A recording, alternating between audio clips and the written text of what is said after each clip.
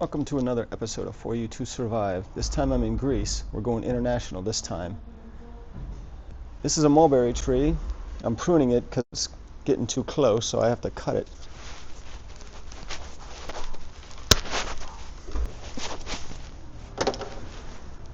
Here's the bark. I'm going to peel it off. It's springtime and the bark peels, so we can make a bowstring out of this bark. So that's what my intentions are. And you can see how the bark's coming off little by little. The water or sap in it's starting to flow, so it allows peeling the bark a whole lot easier. So there we go. I started it, so now I can peel more of the bark as one unit. That's what I'm trying to do. So I'm going to put this bark to good use a little bit later. Or at least we're going to demonstrate what's possible with it. So I'll keep cleaning it up. I'll give you a little example. So there's a whole lot of bark that comes off. That's going to be cordage. Here's the mulberry branch. It's pretty long actually, and I got a lot of bark. So after I peel the bark in one piece, I can make a single wrap bowstring. I have a reverse wrapped mulberry bowstring here. It took me some time to make. Sometimes you just don't have time to make at camp, so you might want to make a quicker bowstring. So I'll show you how to do that. This is going to be what I call a single wrap bowstring. Now, single wrap is we're only going to do one turn, one direction.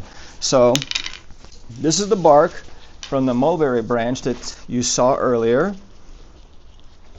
I'm going to take it and make an overhand knot on the end, just like you learned in the survival knot video. It's a simple knot, but you can see how it really comes in handy. It's useful. I'm going to divide this in half as equally as I can. So I'll put that in the fork of the bow, and I'm going to turn one direction.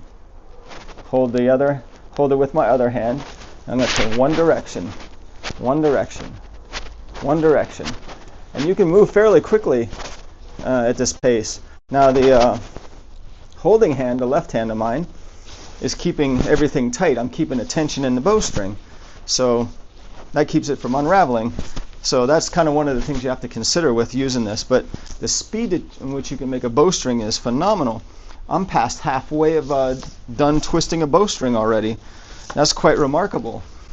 So I'm just going to keep twisting until I get closer to the reinforced split, and I'll keep the tension, keeping the tension, still going one direction.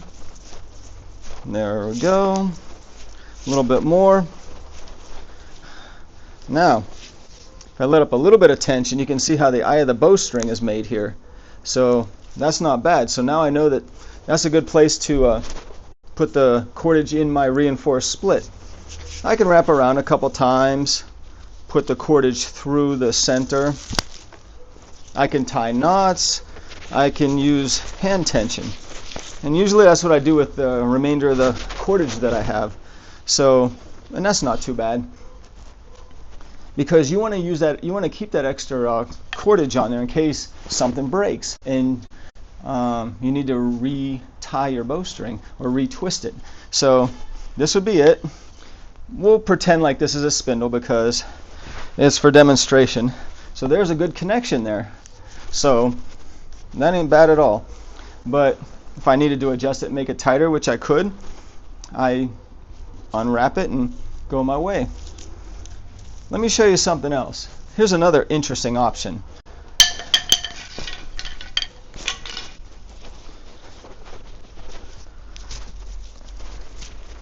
I'm going to take a different kind of bow.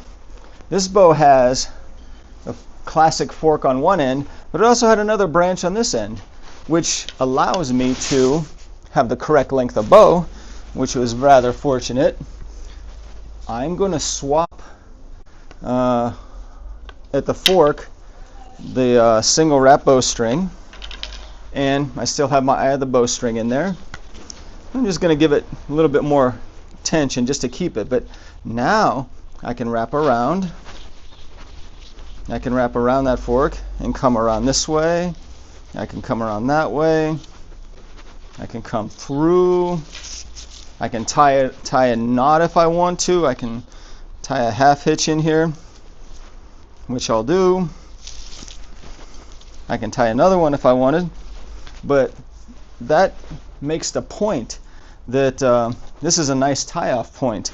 So it's easier than making a reinforced split, even though a reinforced split is a very good option. It's just something to think about, a different kind of way. And again, I'll put the other half hitch in there just for completeness. And then we can play the what if this was a spindle game, and there we go. Now I have a bow. Everything's tight and taut. We have a second option for a bow. Oh, by the way, when you're at camp, untwist this single wrap bowstring and make a reverse wrap bowstring at your heart's content. Nobody says you have to keep it single wrap bowstring. You can redo it if you want. Another thing is, it's good to keep this a little moist. So dewy grass is good, or leaves. You can keep it in a plastic bag with just a little bit of water, because sometimes bark will dry up. When it dries up, it gets weaker and it cracks and breaks. So this is freshly peeled bark, so it's going to work well for my purposes now. But that's something good to know. I'm not going to make a fire with this fire set because it's only a bow and a bowstring so far. However, subscribe so you can see me in use, because I'm going to make a single wrap bowstring in the future and make a video on that, on how to use it. So you'll get to see just how good the technique is. Here's a little bit of the mulberry leaves so you can see them. These are fresh and it's springtime. I got the bark coming off here, off this part of the branch. It peels nicely, but I tend to like to use the method where I roll and I roll on a finger. So that's a more precise way. It has less chance of breaking in if you just rip it and pull on it. And I do like to keep as much bark as I can in line with itself. So I'll show you here what I mean. I'm trying to get all of the bark in one area only.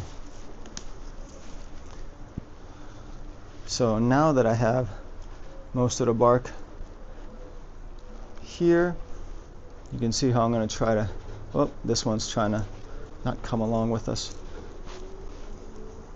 So I'll basically try to keep everything together when I pull on it. A little bit careful around the nodes. I can even pick off the leaves, but you see how it's kind of like 50-50. I'm pulling one and I'm pulling the other, but the other part didn't come off. You take it off and you work your way down, as opposed to having a lot of single loose fibers.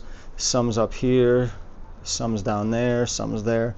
We want to have everything kind of at the same level, as connected as best you can.